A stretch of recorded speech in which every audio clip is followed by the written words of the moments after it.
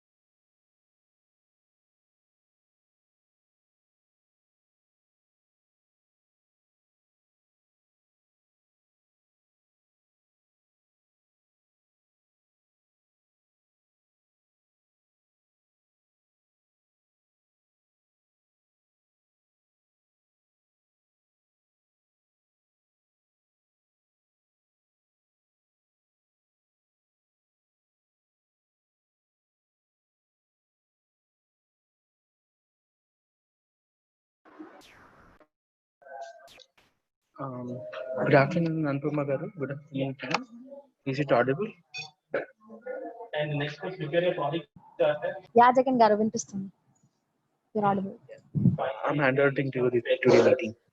Okay, fine. Thank you. Yeah.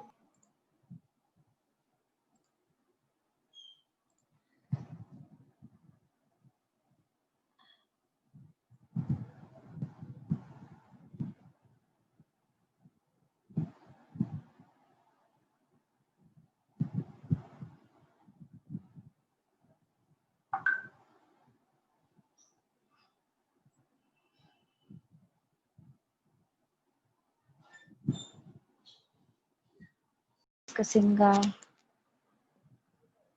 about RDS, okay, which is basically a relational database service.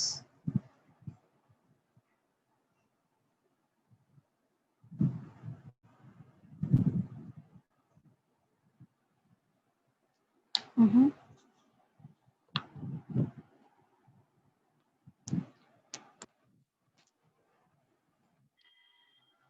Just give me a minute. So what we'll do now? We'll try to create a database, engine, okay, in RDS.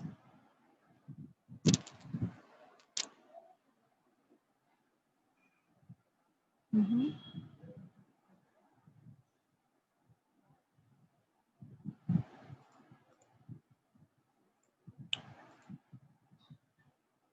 But before that, can you just tell me, guys, what is a database?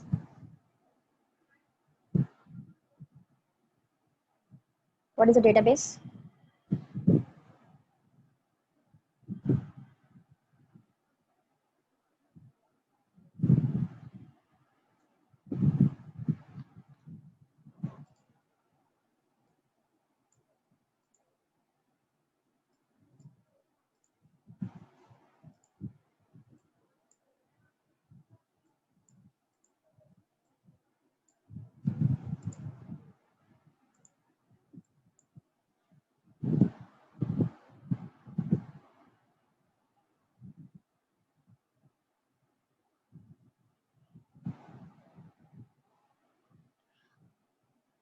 Collection of records, collection, storage for data, accessing data storage, organizing of data. Okay, cool. Arranging data in sequence, using manner and storing. Collection of data. Okay. Sir, what is RDBMS?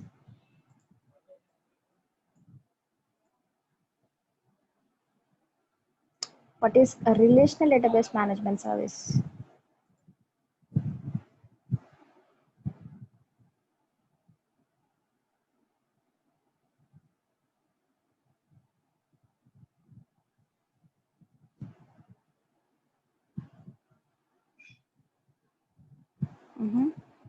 Okay.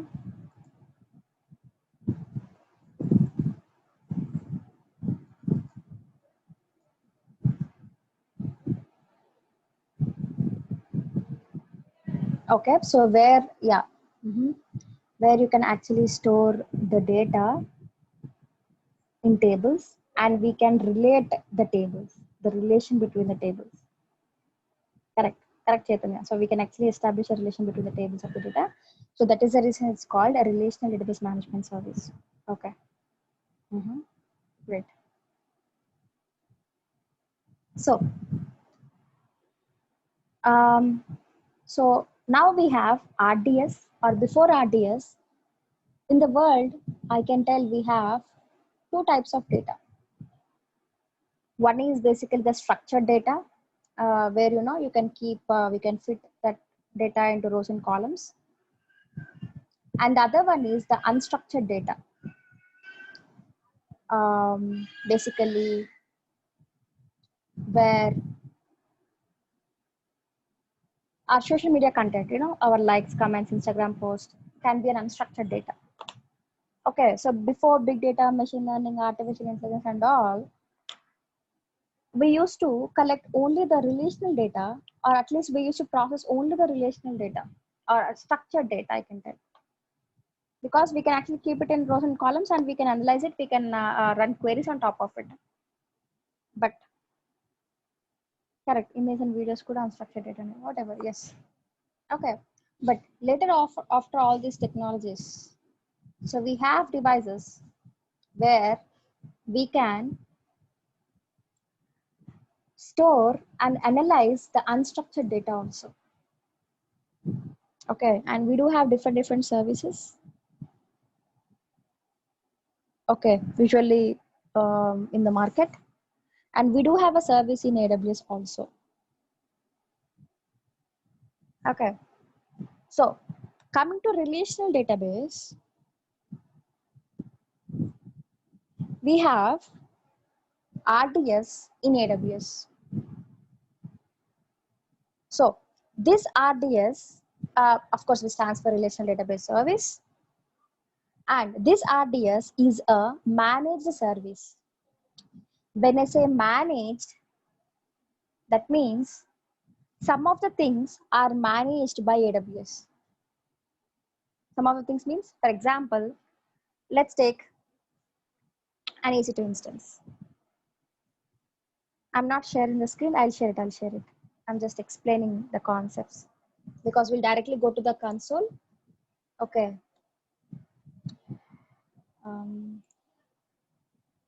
That's okay. Okay, so what I'm telling. So let's say if you have an EC2 instance. Okay.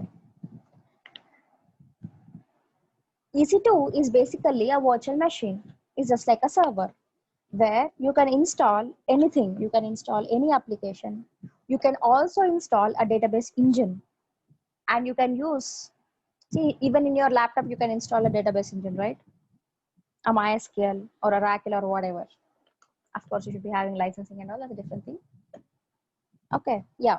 So, but if you go for RDS, you need not worry about the underlying hardware which is running, the underlying server. That means you don't need to worry about the EC2 instance. Even AWS uses EC2, but they will manage them. You don't manage it, actually. Okay, so we'll see more about RDS in the slides, but I'm just trying to explain you what is the difference between a normal database in a server like in EC2 or in your laptop or in our on-premises servers. Okay, and with the RDS, which is a managed service. Okay, so now we will see the steps involved in creating a relational database service. So under the services, if you can just go to RDS.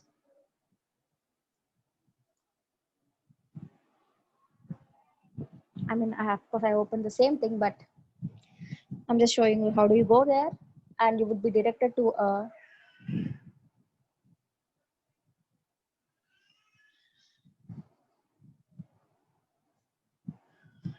RDS dashboard.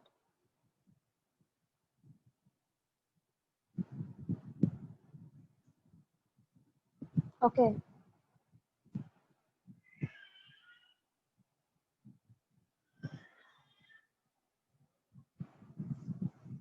So in the left navigation, you can just go to databases.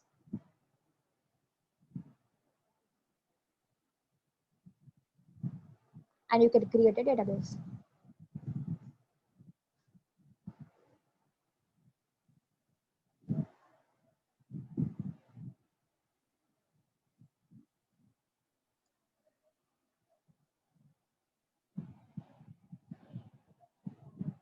Okay.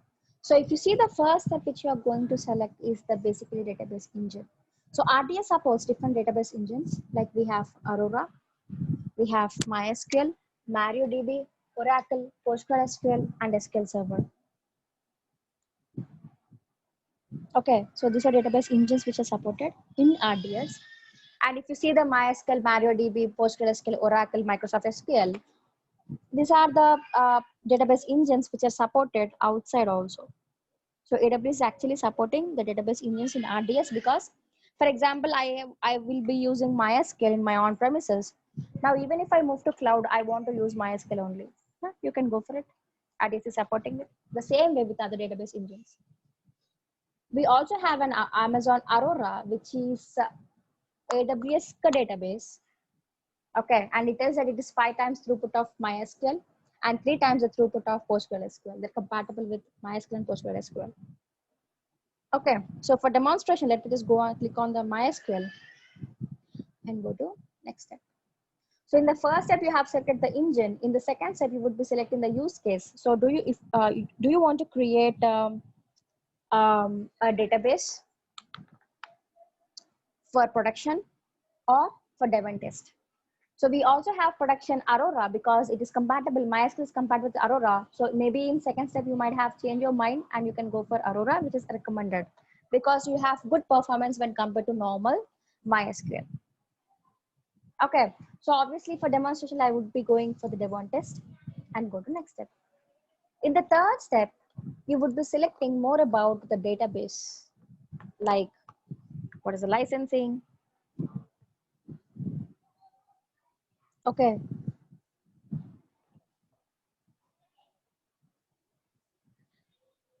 what is the database engine version? So in which version you want to go for it in MySQL. If you don't have any use case, I can just go for a default one. And you also have database instance class. So you have from T2 micro till M6G large.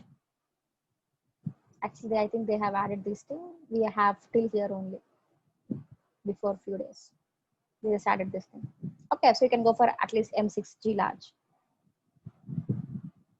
Okay. And next we have multi-agent deployment also. So multi-agent deployment is basically your database would be replicated in another availability zone for high availability. For example, why is this sending messages? For example, you have an application and you will have a database. Your application can be hosted in multiple servers. That's possible.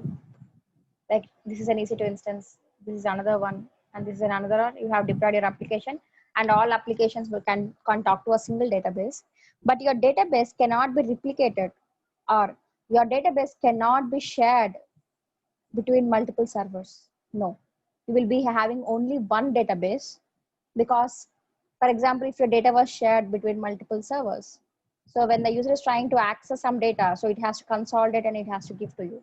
So it may take time. There might be performance issues and it's not possible practically because we will be going for relational queries where we relate tables also. So that is the reason we'll have only one database at a time. But if you enable the multi-AZ in RDS, you will be having another database. This would be the primary, but this would be just a standby. When I say standby, Obviously this two database would be in synchronously they'll be replicating the data. Okay, and when I say standby, that means for some reason if this primary goes down or it fails or for maintenance, then only the applications would connect to the secondary one, and this standby or the secondary will become primary now, and this would become the standby. So here in this case also, at some point of time, they are using only one database, but you have a disaster recovery kind of thing, multi-AZ. Your database would be replicated and this would be in sync. And automatically, for some reason, if this fails, automatically it will fail over to a secondary one or the standby one. So that people who are using the application or the data through application will not find any difference. They will not have any downtime because automatically it will replicate. That's what the multi-AZ deployment is basically. It creates a replica in a different zone.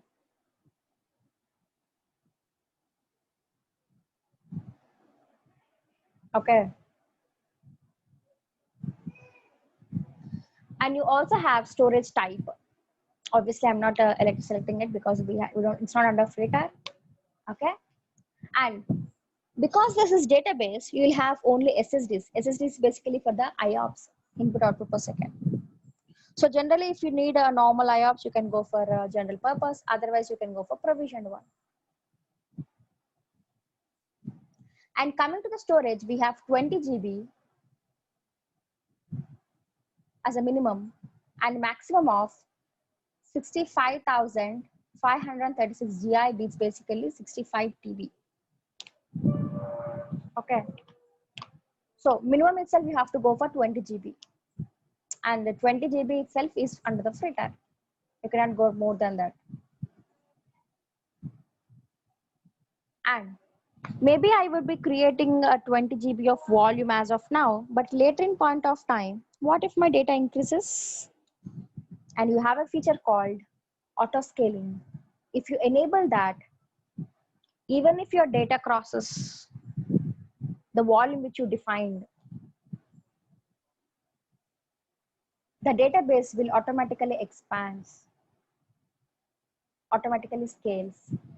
And you can also define a threshold till how much GB I can go and expand. You can give maximum value also, but by default it is just taking 1000 GB. Okay, so this is a new feature. I mean, not very new, but yes. Before this auto scaling, no, if you want to expand or if you want a more volume size, you have to take a snapshot, create another database. When you're creating another database, you have to increase it and then terminate or delete the previous one. But now it's not like that. It supports auto scaling. Automatically it can scale. Obviously it doesn't charge you just for enabling it. If your data crosses 20 GB, it will charge us. And it is showing you the estimated cost. Okay.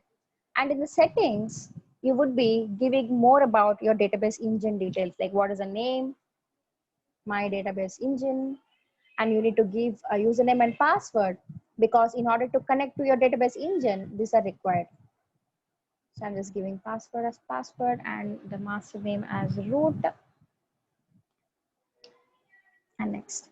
Oh, doesn't matter.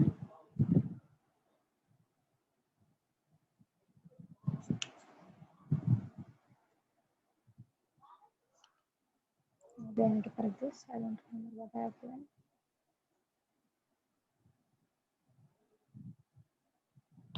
Okay. So in the third step, we would be defining more about DB details and all. That's okay. But now, in the fourth step, now we will be defining where you want to create your database. In default VPC or the custom VPC, obviously we're creating in default VPC only. And you will be defining the subnet group. So subnet group is like selecting multiple subnets. Okay, subnet group is a collection of subnets. Okay, so if you go for multi-AZ, deployment, if you just select only one subnet, a subnet can be in only one availability zone. Okay, so if you just create one subnet, if two instances are in the same subnet, there might be a chance of both the databases can go down at the same time. Okay, so that is the reason you need to select a subnet group. So subnet group is a collection of subnets, and AWS would recommend to create a subnet in different availability zones, so that when you if you enable the multi-AZ, your databases would be replicated in different availability zones like this, in different subnets. Okay, so that is the reason we will be defining subnet group instead of subnets. And publicly accessibility, obviously, first of all, we will not be enabling this public accessibility as yes in real time, but now we'll try to connect with the client. So that is the reason I'm just keeping it as yes. And availability zone, you can prefer in which availability zone you want it. If you don't prefer anything, it will select the best for you. And let AWS itself create a security group for me, because I don't have a security group which has 3306 port open. So 3306 is basically for the database protocol. Okay, like we have SSH for connecting to Linux instance, RDP for Windows instance. The same way for databases, we'll have 3306 port, a MySQL. Okay, and then here you would be giving the actual database which you are going to create in the database engine. Obviously, let me just keep it as blank. I would create later once I connect to a database engine, and you see the port 3306 is there. And the parameters and the option group are basically more about the hardware configuration of your DB configuration. Okay, so something like, for example, if you're a little more aware of database, you might be having some features called auto commit and all. Okay, so if you want to enable the auto commit, yes or no. Okay, so such kind of things you can do it in the parameter group, and by default we have some sort of parameter group, we can use that. And option group is basically more about taking the backups. How do you want to take the backups and all. Okay, and IAM, again, it's another service. We'll be discussing about IAM in the coming classes, maybe in the next class only. And we also have encryption. So if you want to encrypt your database, yep, you can go for it. And coming to the backup, so as soon as you create a database in RDS, every day AWS would create a backup for it for free. Yes, every day it create an automated backup. Okay, so here you would be defining for how many days you want to keep that backup retention period.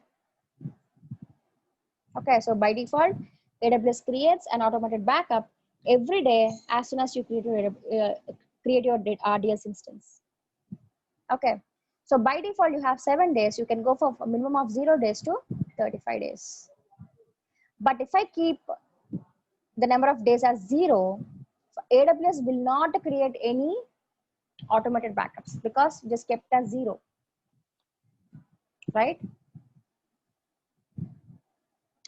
And you also have monitoring. Obviously, CloudWatch is basically a monitoring service which will monitor all the services by default for every 5 minutes for free.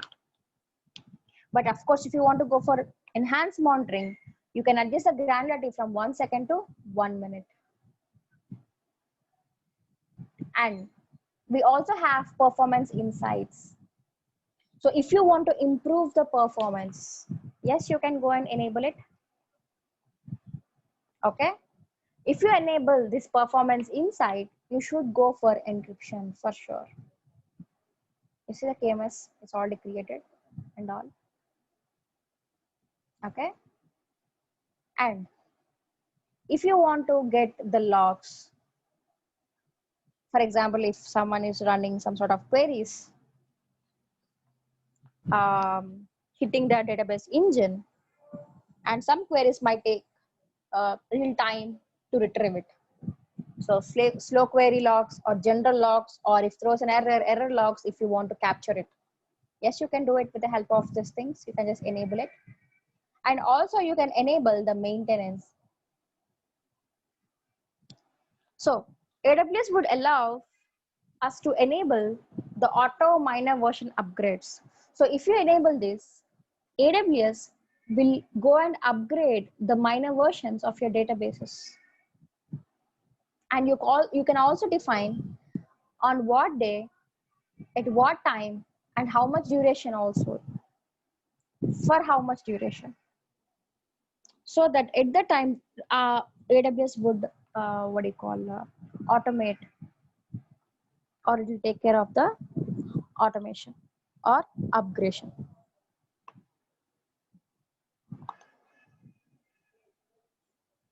Okay, and if you don't prefer anything, they maybe AWS would upgrade it at its convenient time. Okay, and the last one, you can also enable the delete protection. So if you enable this,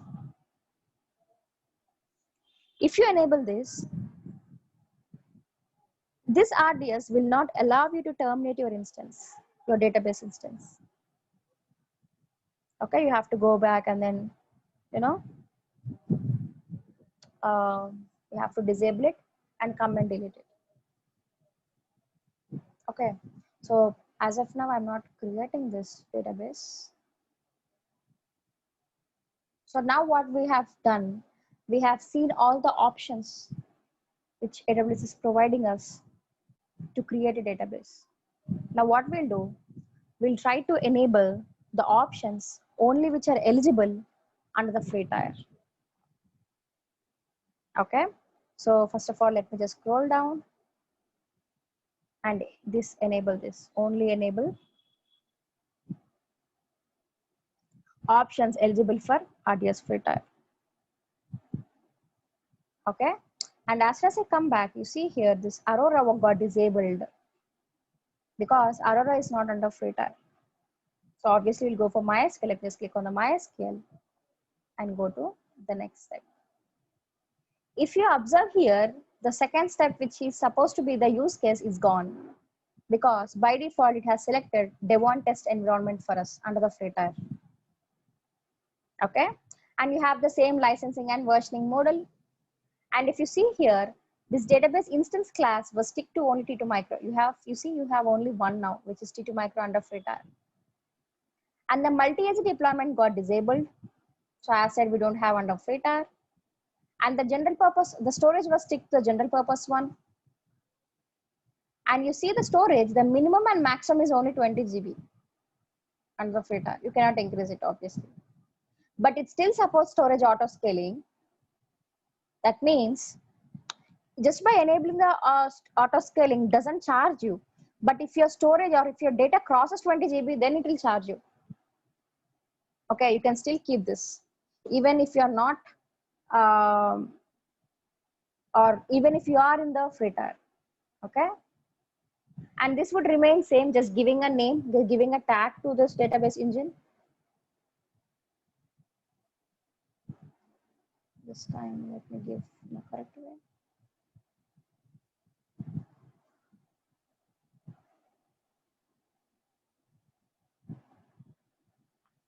Okay, so coming to the advanced settings, I would just keep everything as default VPC, subnet group, public class, yes, availability, correct. So I don't change anything. You see the encryption got disabled. Okay, and another filter, we can have a backup, but let me just keep it as 0 because it takes time to create the database itself. If I just enable this, okay, it's okay, I don't want it because we terminated as soon as we're done with this. And the monitoring got disabled automatically, and the error logs was not there. And if you observe here, the performance was not there. You see, that itself is gone because the performance needs encryption to be enabled, which is not under free tier again. Okay, so for minor upgradation and all, it doesn't matter for AWS under the free tier or not. But let me just disable this just to save some time. And I mean, enable deletion protection is by default disabled, but let me just disable this also and create a database now. Now I have created a database under the free tier. So I wanted to show you, I just want to show you what are all things which we need to go for if it is not under free tier. Okay. So now we have a database and it says it's creating. Okay. and it takes some time to get created. So what we'll do in that meanwhile, we'll discuss about um, slides. Okay.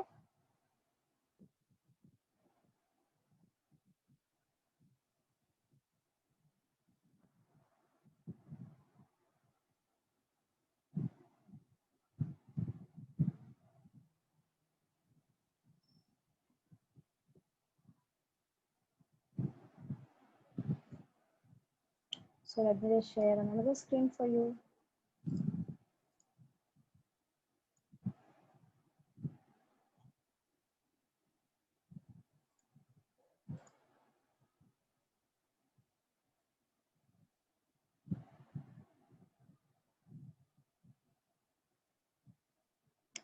IOPS performance అంటే correct input output per second. So మామూలుగా మనం application నుంచి database కి connect అయినప్పుడు, so through application we will be sending request to database, correct right? So how many inputs and outputs per second? So how many requests you are sending to database? That we need to define. If it is general purpose, you'll have 16,000 IOPS, I guess. If it is provision, you'll have more IOPS, maybe 64,000. It increases. Okay, performance kosam, we will be going for IOPS or general purpose or the provisioned one. Okay, na, Ramesh?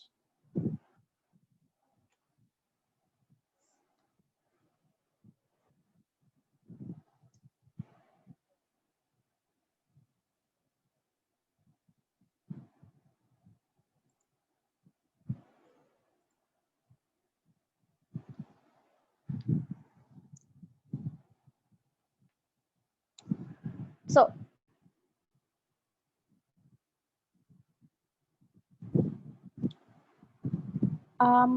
yeah, as said, we have different types of, or two types of data. One is the structured and the other one is unstructured. Okay, so we will see the offerings from AWS for different databases. So yeah, so we will be discussing about the database layer considerations, about Amazon RDS. We will be talking about DynamoDB, and we'll also see the migration data into AWS databases. So how do we go for migrations? Okay. So when we are going for a database,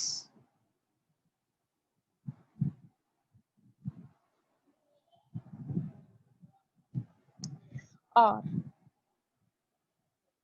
if you want to select a database, what are the things which we need to consider?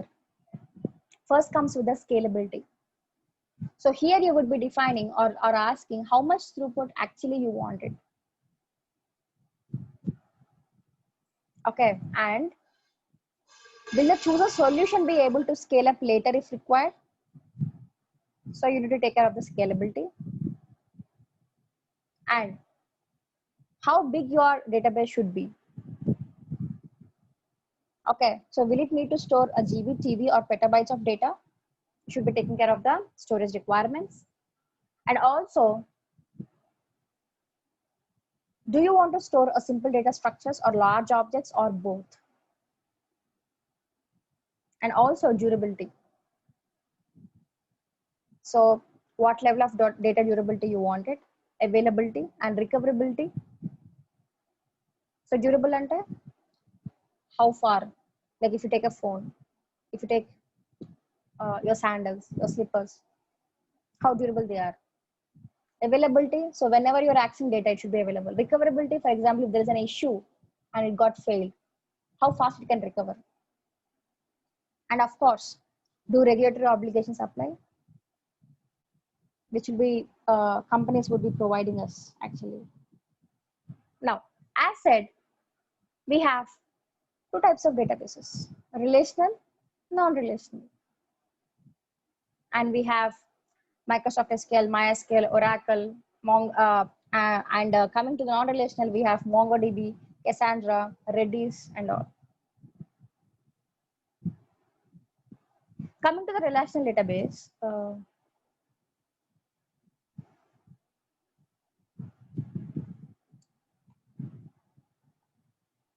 so coming to the relational database type,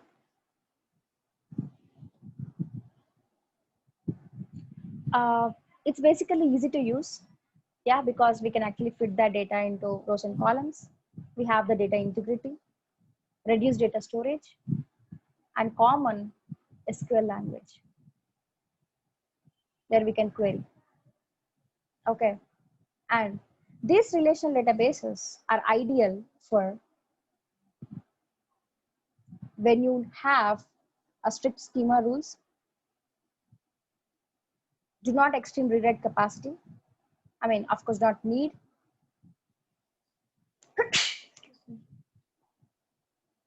Do not run extreme performance, and RDBMS can be best lowest effort solution. Okay, so when a user is trying to access the database through application, so SQL query and the response will be coming to the user.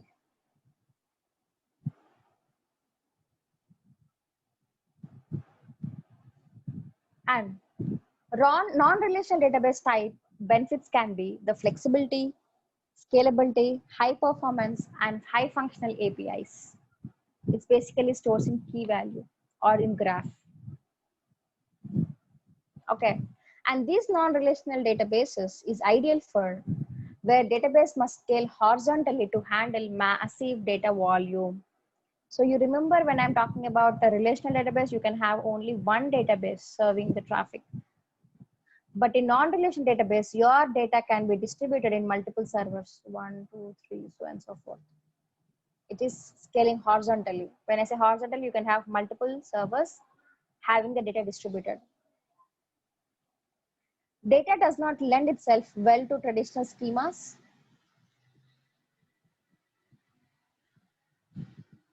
Okay, and read-write rate exceeds what it can be economically supported through traditional RDBMS. Yes. So when compared to a relational database management service, the non-relational database can handle more read and writes. It can handle even if you scale horizontally, where it can actually process huge amount of data also.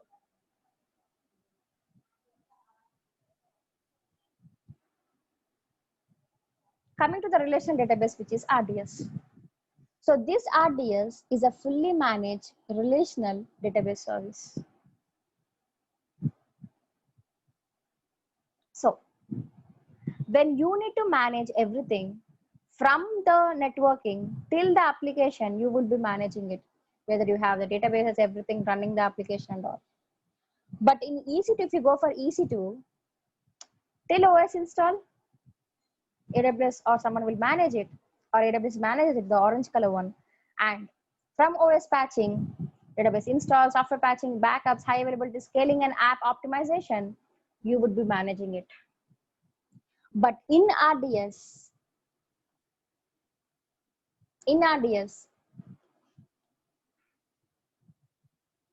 will be managing only the database, but underlying servers, the backing ups, everything will be managed by RDS only. Adi SAS Kadu Pavan, it can be PaaS.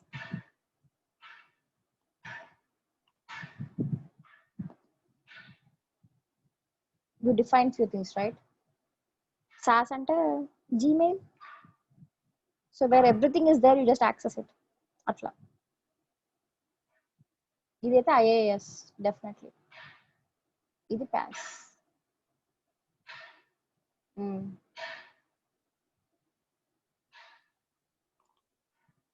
Yeah. Okay. And coming to the users and database types, so it works well for applications that have more complex data, need to combine and join data sets, need enforce syntax rules. And what are the types of database types which are supported in RDS? We have SQL, Oracle, MySQL, PostgreSQL, Aurora, and MariaDB.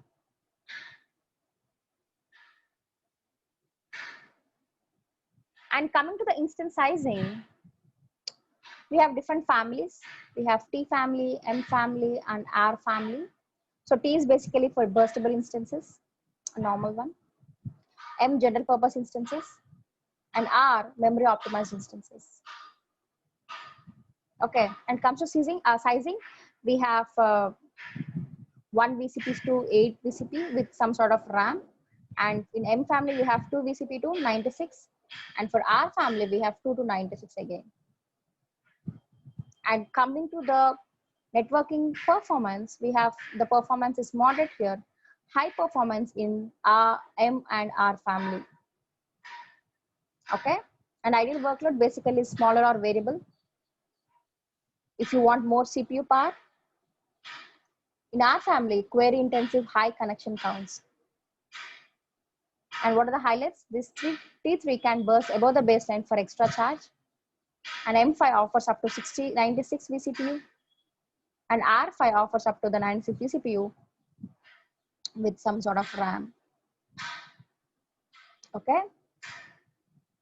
So according to your use case, you can actually choose any one of the family, instance family.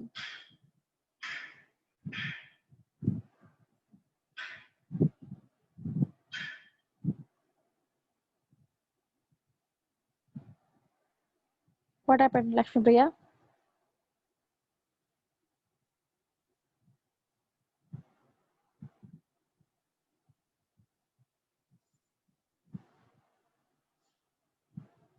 Okay, no problem.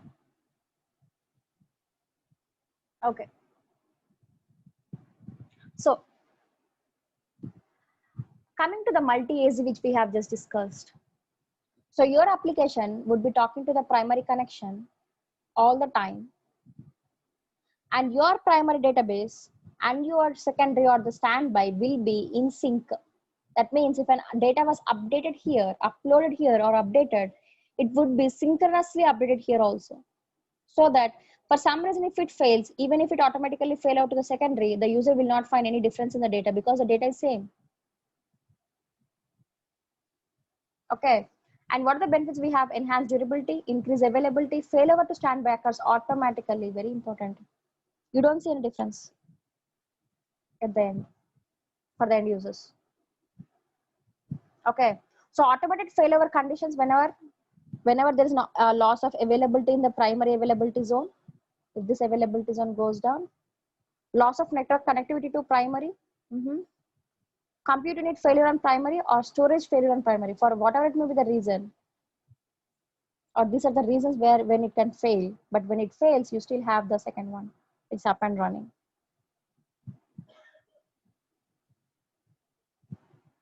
And we also have a read replicas. So let's take, I have some sort of IOPS. I have enabled a general or provision, whatever it may be. Let's take, I have taken the provisioned only. Let's take it is taking 64,000 IOPS. But for my application, more than updates, I have a lot of reads. And if I have reached this, the maximum capacity, read capacity, what I can do is I can go and enable the read replicas. So read replica is basically a replica of your database. And this read replica is used only for reads. So when an application is trying to access the database, reads will be go to this database. Usually some reads and updates are go to this, the primary one. So that the number of hits to the primary will reduce. So the cost. Number of hits to the database or the instance also will add cost for us actually. Okay. And the primary as well as the read replica will be an asynchronous replication. So there might be a chance of a user getting an inaccurate data. Yes, because it takes time. There is a lag in getting the data updated. Okay. So this standby, the secondary is different. It's basically the secondary one, and the read replica is different. Okay, so the standby or the secondary will be in sync. Okay, and the primary and the read replica will be asynchronous. And this read replica is used only for the reads, no updates. Updates will happen to primary only. So what are the benefits we have? Enhanced performance, increased availability, and designed for security. And it's supported for MySQL, Mario, PostgreSQL, and Oracle. And what are the limits we have? We can have 5 read replicas per primary. So you can have 5. 1, 2, 3, 4, 5. Yeah. We have a read after write consistency.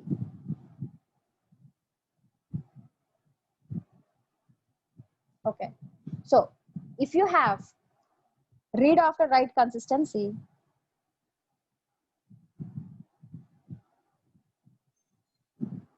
to make sync, what we use? No, that's what. So by default, this read replica itself is in asynchronous. But if you want the data to be accurate, you are not supposed to use read replica. So that's why it is telling you. See, for stricter read after write, these are the limits. So for stricter read after write consistency, for example, someone was updated some sort of data into the database. Obviously, it takes some time to replicate. It will not take hours, guys. Obviously, it will not take hours. But if you immediately retrieve it, and if the data was retrieved from here, you may get an old data. Okay.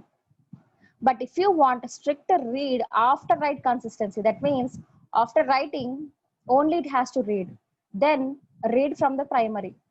We are not supposed to go for read replicas. Very simple. Okay.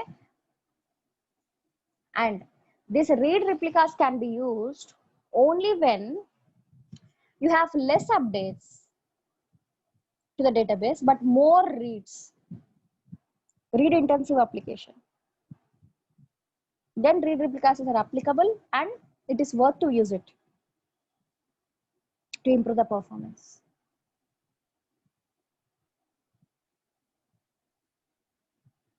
Next comes with the RDS backup solution.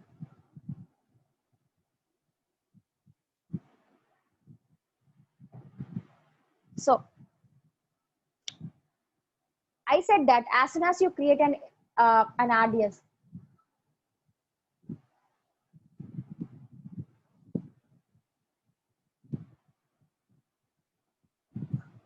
or as soon as you create a database instance in RDS, you would be getting the automated backups. Correct? Or if you enable the automated backups, or if you keep the retention period, AWS would create an automated backup every time. Okay. You can also create the manual snapshots or the manual backups, where you manually click on the database and then go to actions and create it and create a snapshot from it. Yes, you can do it. Okay. And whenever you take a snapshot, or the automated backups are actually stored in an S3 bucket. But this S3 bucket is basically managed by RDS only or AWS only. You will not be seeing in our S3 bucket, no. Okay. And the snapshots will be taken from the secondary if you enable the multi-AZ. Because if you want to take a snapshot, it might impact the performance. Okay, so it will just take the transaction logs from the primary. Okay, and we can go for snapshots from secondary. Okay, Teja is asking why we are going for backup if we have multi-AZ availability. See, what if the database itself was deleted accidentally?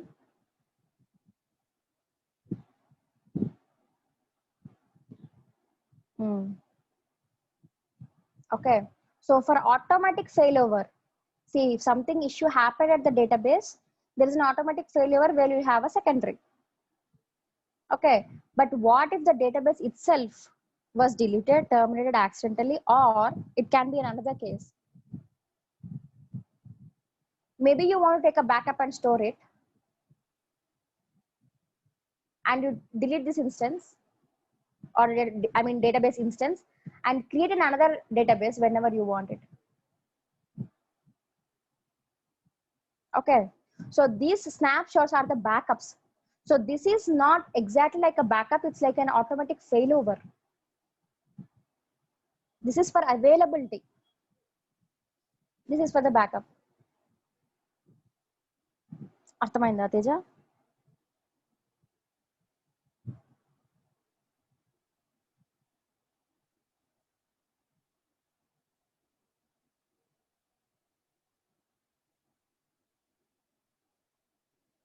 Okay.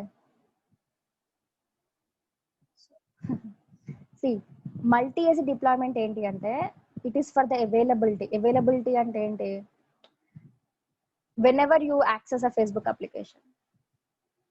నేను already చెప్పాను, like ఎప్పుడన్నా మీరు morning early morning 3 o'clock కానీ 2 o'clock కానీ, morning కాదు కానీ mid night మనం Facebook application open చేస్తే మీరు పొద్దున్న రండి అని చెప్తుందా?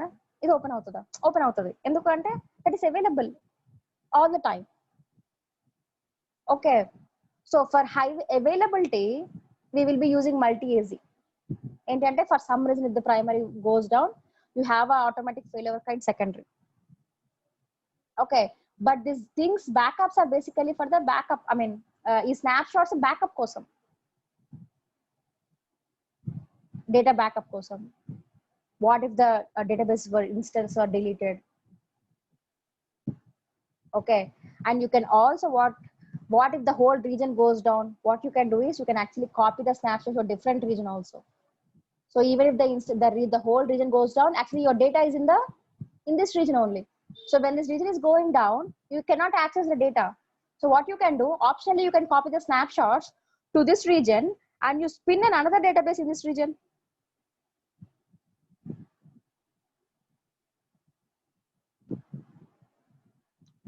అర్థమైందా తేజ? Why we need backups and all?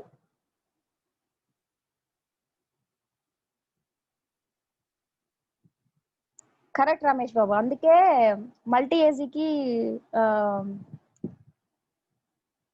is not under free tier, because a database can be created 42 micro which of 20 GB. Okay, so when you go for multi-AZ, your database would be created in 2 different availability zones. That means same configuration, everything undali kada. That means you're having 2 databases, you'll be paying for 2. Absolutely yes, you're paying for 2. But you see the advantage. If it's a critical application,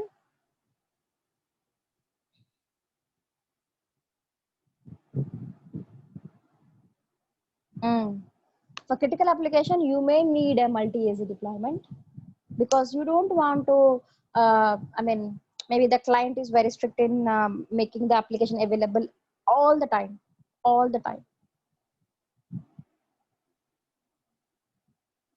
Yeah. We can't access S3 bucket control by RDS. No. What we need to do is we need to copy to our buckets, and then we can create an RDS from out of it. See, when I say a snapshots is controlled by RDS, they are storing in S3 bucket. Okay, you will be seeing in your RDS console. These snapshots can be seen in RDS console, not in S3 buckets. But the console or the snapshots which you're seeing in RDS console are actually stored in S3 buckets of AWS. I mean in that way.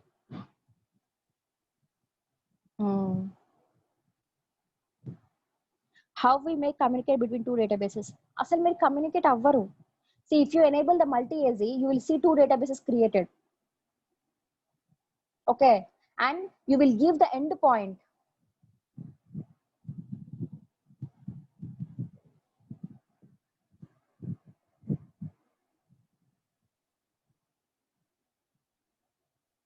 Okay, you see this. So once your database instance is ready, you click on the database and you will connect to this database with this endpoint. Okay, and you will have the same endpoint for both the databases, primary, secondary, and you'll give this endpoint in your application logic. Okay, so when you give this endpoint at the application logic, this endpoint will have two IP addresses, IP1, IP2. Okay, for you it's just one IP, but it will map to two IP addresses which is directed into two databases. So ela ante initially whenever it is you are saying primary, the request will be sent to only that. For some reason, if this fails, automatically fail over to the second one. We don't communicate with databases. You communicate only through the endpoint, and you actually save data as if you do in a single database. But the replication, everything will be taken care by AWS only. Okay, na, Ramesh?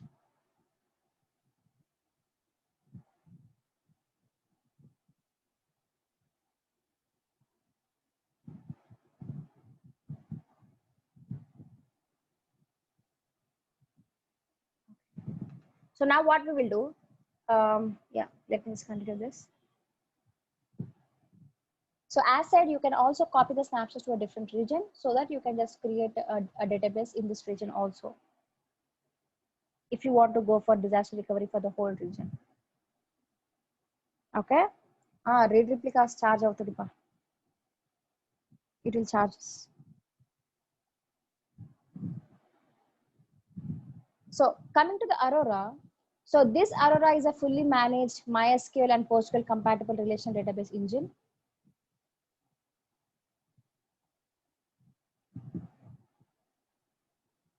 AZs in different region possible. AZs and enti availability zones. Availability zones in different regions multi AZ.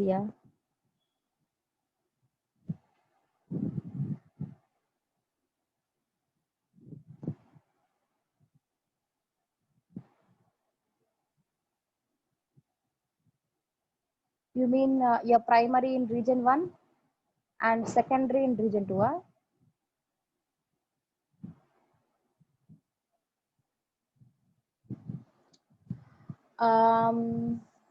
No, not possible. I don't think they have enabled that. Because ఇవి sync లో ఉండాలి కదా. So if they are in different regions, latency issues వస్తాయి and data transfer rates are applicable. చాలా మనము just reasons లాగా చూడకూడదు. ఇవి ఏంటంటే different countries లో ఉంటాయి and they are connected through network, AWS global network. So we cannot go if you ask me. Simple answer. So this Aurora is used for online transaction processing, which is OLTP. Okay.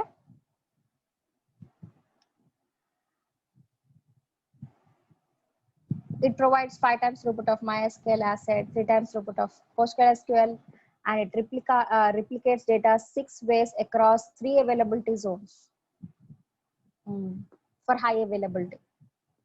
Okay, and requires little change to your existing application if you want to go for Aurora instead of MySQL or PostgreSQL. Okay, so now what we will do, we'll try to connect to the database. Let me just stop sharing and I'll just direct to another page.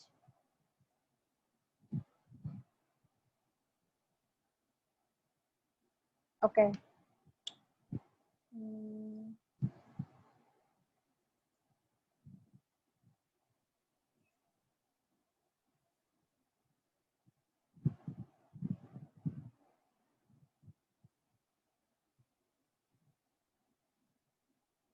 So I will share a link. I think it's there in the drive. Okay.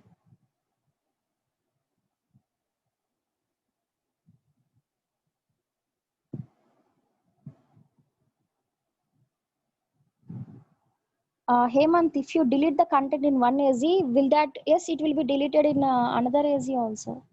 Because they are in sync, no? Primary lo em unte, secondary lo same untadi. ఓకేనా?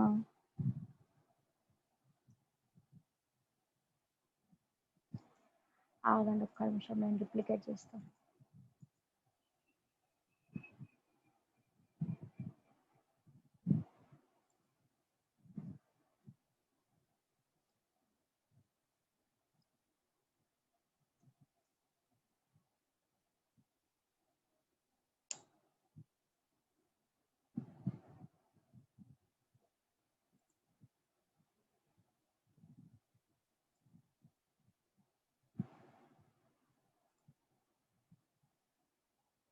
Okay, so I have this pinger link, అది copy చేసుకోండి, మళ్ళీ మీరు డ్రైవ్కి వెళ్తారు. కానీ if you that gives that link in the Chrome, okay, so what I'm trying to do here is, this is the database engine which we have created. Okay, now if you want to uh, create data or upload data into this database engine, you should be having a database client, maybe an SQL developer or Toad or something like that. Here, what we can actually do is, I mean, installing those softwares can be an overhead for us. Okay, and we need to install and do a lot of things. But so what I have done, I have just found this an extension, a Chrome extension. Okay, so it's basically a MySQL admin, where once you paste it in the Chrome, here you will be getting add to Chrome. Because I have already added, it is telling launch. Okay, so once you add this to the Chrome, what you can do, you can just open a normal Chrome browser and go to the applications here, and you'll be finding the admin here, and you can click on it, and you will be directed to this a page like this, so where you will be connected to this database engine. Okay, but if you are already if you have SQL developer or Toad in your browser or in your laptop, yes, you can use that only directly by giving the endpoint. Okay, but if you are going for the admin, or the extension which I have just shown you, you can just go through it. Okay, you can just follow the commands or the process which I will be explaining now. Now, so what you can do is, you can just give a name like RDS, and here I would be giving the endpoint. So I can just copy it, the endpoint, copy, and then you can just give it here. Port is 3006, and you remember you have given a username and password. You can just give the same thing here. Make sure you remember the username and the password which you have given when you are creating a database. Okay, and once you're done, you can test it, and it should be successful.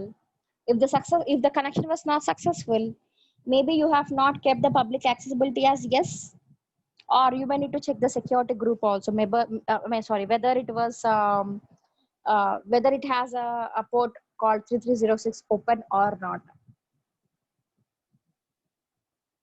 Okay, so once it is successful, you can just go and connect it.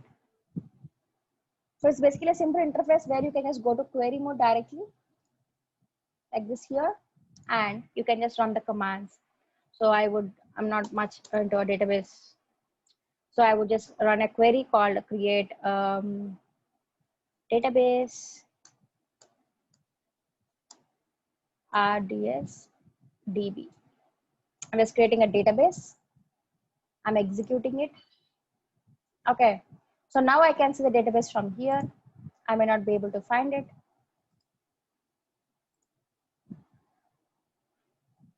I need to just restart my machine or this one and connect it.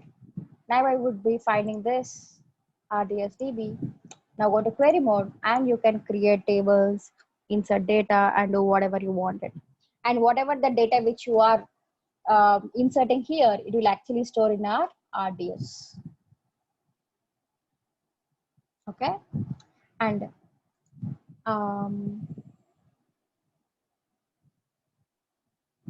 For example, if you have kept a public accessibility as a no, then you will not be able to connect to the database. Then you have to go to modify here and then search for the option where you have public accessibility. Just keep it as yes and apply the changes. Then it will take time to modify. And then once it is available, you are ready to connect to the database again. Okay. So with the help of RDS, we can actually create a database engine without knowing much about the database.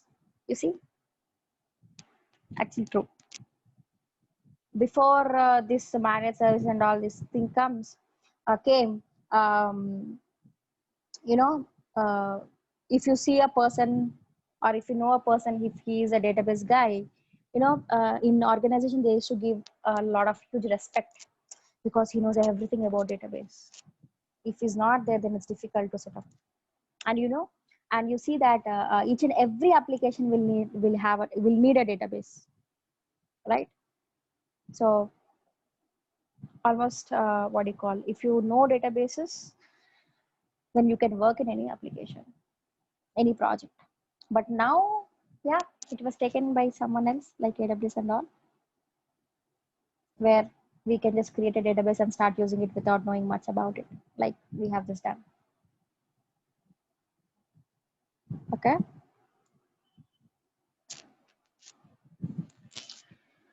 So coming to the cleanup, guys, just to look into this very carefully. Don't tell me that you are charged later. When you're going for cleanup, you have to click on the database and then say actions. Chroma. ఏంలే మీకు ఒక link ఇచ్చాను కదా. ఓ sorry.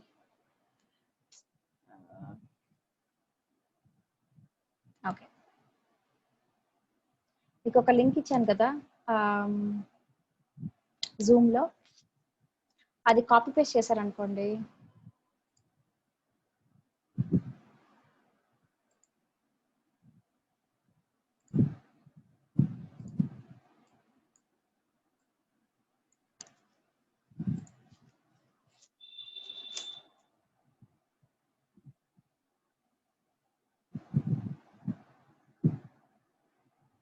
Okay, copy paste చేస్తే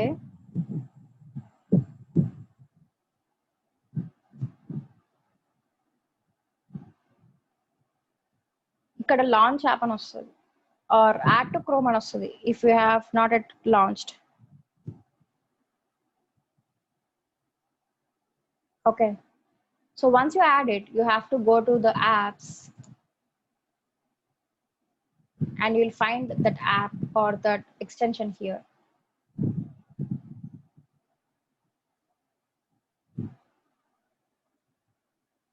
Okay, then you can open that. You would be directed to this page like this, like this. Okay, now coming to the cleanup.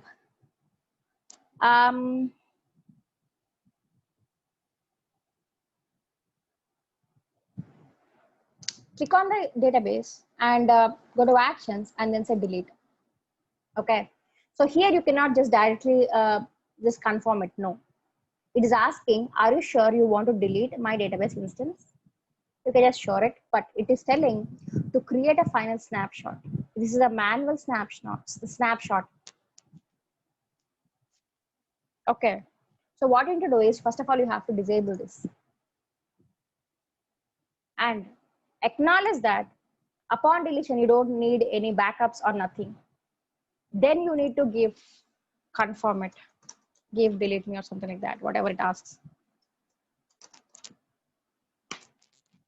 Okay, so if you just forgot and then say delete and then you deleted it, it will create a manual backup for you, and guys, it will charge us. So when you're deleting, make sure you disable this and enable this and then say delete by giving delete me.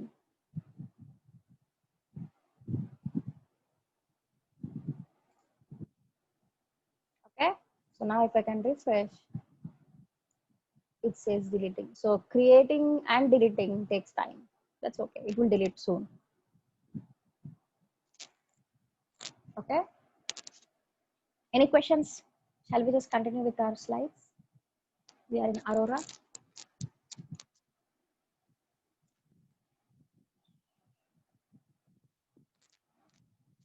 Okay. So as said, Aurora is basically AWS ka database. Okay.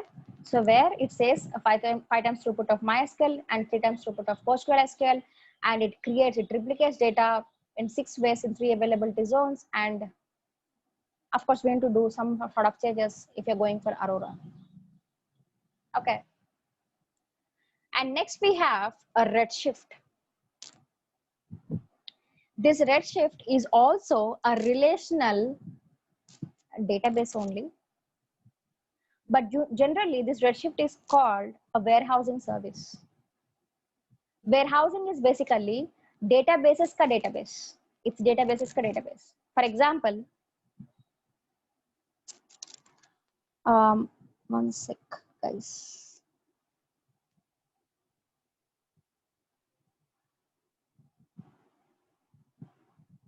For example, you might be having a database, you might be having an application with a database, and you're using this application from almost many years, almost 10 to 15 years.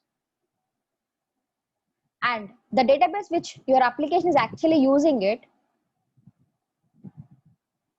this database will not have all 10 to 15 years of data. It will have last 2 to 3 years of data only.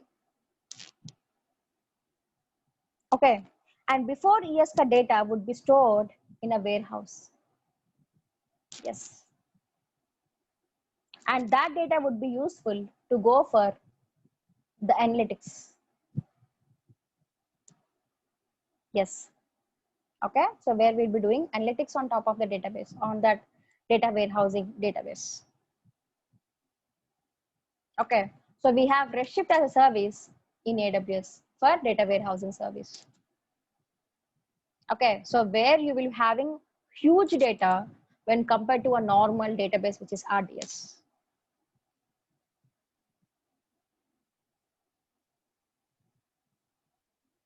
And it's used for online analytical processing. You remember RDS is basically OLTP, online transaction processing. So when I say transactions, where you will have inserts, inserts, updates, deletes, selects and all. But if you go for OLAP, which is analysis or analytics, where you will be doing the analytics on top of the data, so that you will see how my business was actually growing, can be seen in the Redshift. You can analyze the data. Okay, and it stores highly structured, frequently accessed data in the Redshift, and can also store exabytes of structured, semi-structured, or unstructured data in the S3. I'm talking about the backups.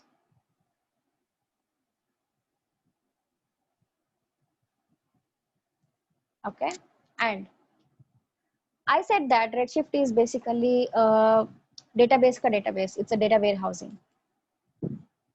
Okay, so when we talk about data warehousing, it might be having huge data, right? Okay, so if you have a huge data, the performance may impact. And this Redshift uses variety of features to achieve a much faster performance compared to traditional SQL databases. Okay, so to achieve the performance, we'll see what are the features they are using. Okay, first comes with the columnar data storage. Okay, so in columnar data storage, the data is actually stored sequentially in columns instead of rows. If you see the columnar based, or let's see the column row based first of all. So you'll have a record one, you have ID, first name, last name, maybe payroll, and you'll have the details like this. It's normal. But when I say columnar data storage, actually it's stored in columns, you see? So this is the first column, and you have the ID, first name, last name, and the payroll. Okay, and this columnar-based database is ideal for data warehousing and analytics. So generally, if you go for analytics and data warehousing, they use columnar-based. And we also have advanced compression. So data is stored sequentially in columns, which allows for much better compression.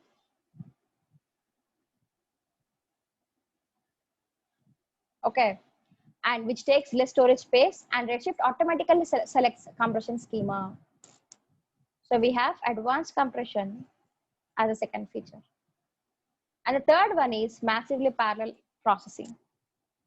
So data and query loads are distributed across all nodes.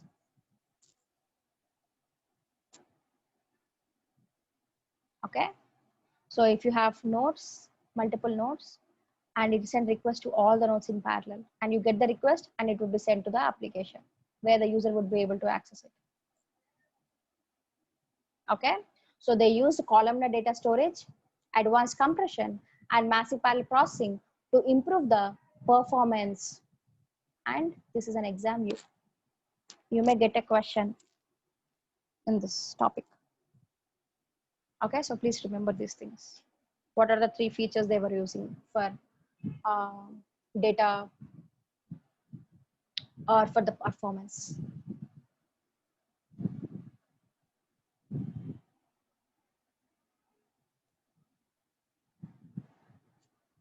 Okay.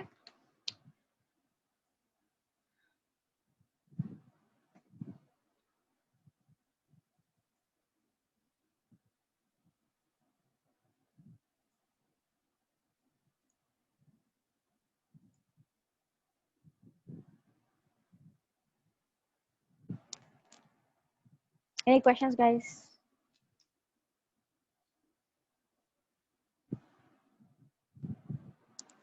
We have 2 minutes, 1 minute only.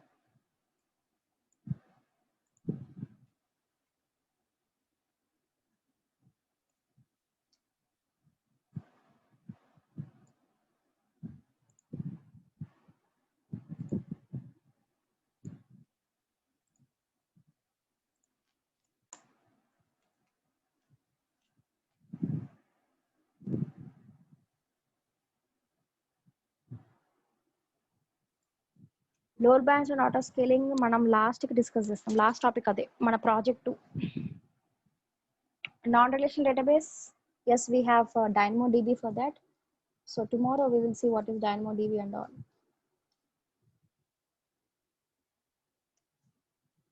So DynamoDB is a service in AWS for non-relational database or for unstructured data.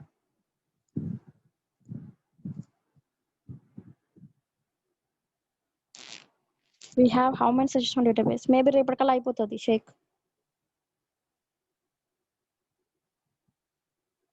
Project అంటున్నారుగా individual గా చేయాలా? మనం VPC అట్లా చేసాము అట్లనే.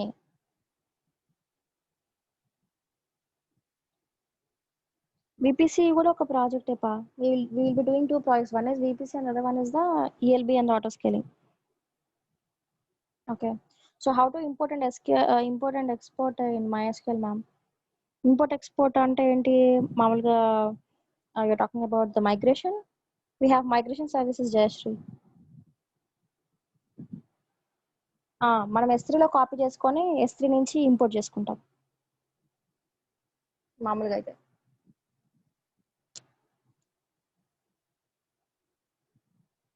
DB చేశాక నేను ఏం చేయలేదు పా, నేను కనెక్ట్ చేశాను అంతే. MySQL క్లయింట్ నుంచి కనెక్ట్ చేశాను కదా అంతే, నేనేం చేయలేదు.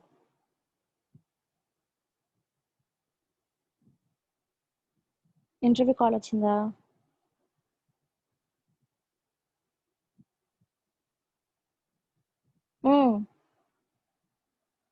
Yeah right. మామూలుగా మనం VPCలో ఏం చేసాము? How do we create our environment for an application in the database.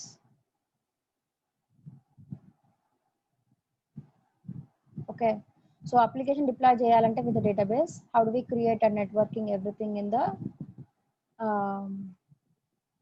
In cloud అనేది మనం చూసాము. అండ్ దట్స్ ఐడల్, ఎవరు చేయాలన్నా అలాగే చేస్తారు. Okay, snapshot uses for here for RDS for backup. అవును రమేష్, స్నాప్ షాట్స్ ఎప్పుడైనా బ్యాకప్ కోసమే, ఇక్కడనే కాదు. Even you see the snapshots for EC2 instance, volume కి స్నాప్ షాట్స్ దేనికైనా సరే బ్యాకప్ కోసమే.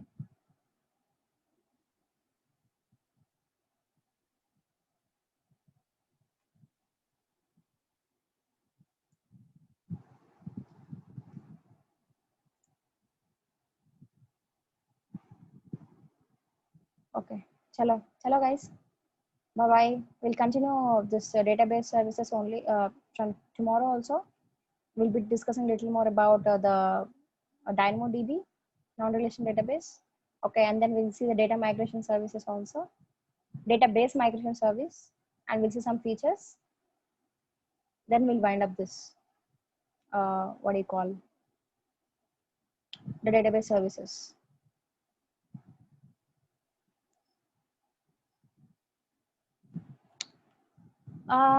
Probably we'll try to complete it. If not, it's okay even if it extends.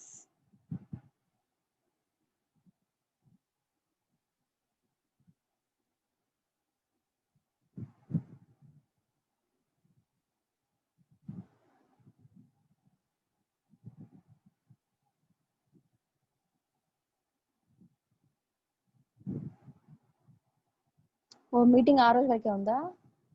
ఏం కాదు, మనకు చాలా టైం ఉంది, చేద్దాంలే. Yeah that's is I'm not wasting time guys. మీరు ఆర్టీఎస్ మీరే చేసుకోండి, మీరు నాకు పింగ్ చేయండి వాట్సాప్లో ఏమైనా ఇష్యూస్ ఉంటాయి. ఓకేనా? చలో చలో గైస్, బాయ్.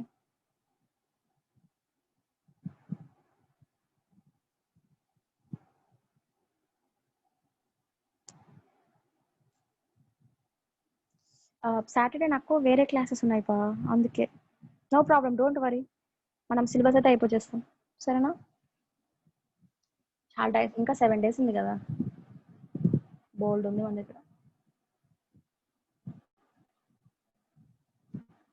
5 days అయినా it's okay, no problem, will complete it.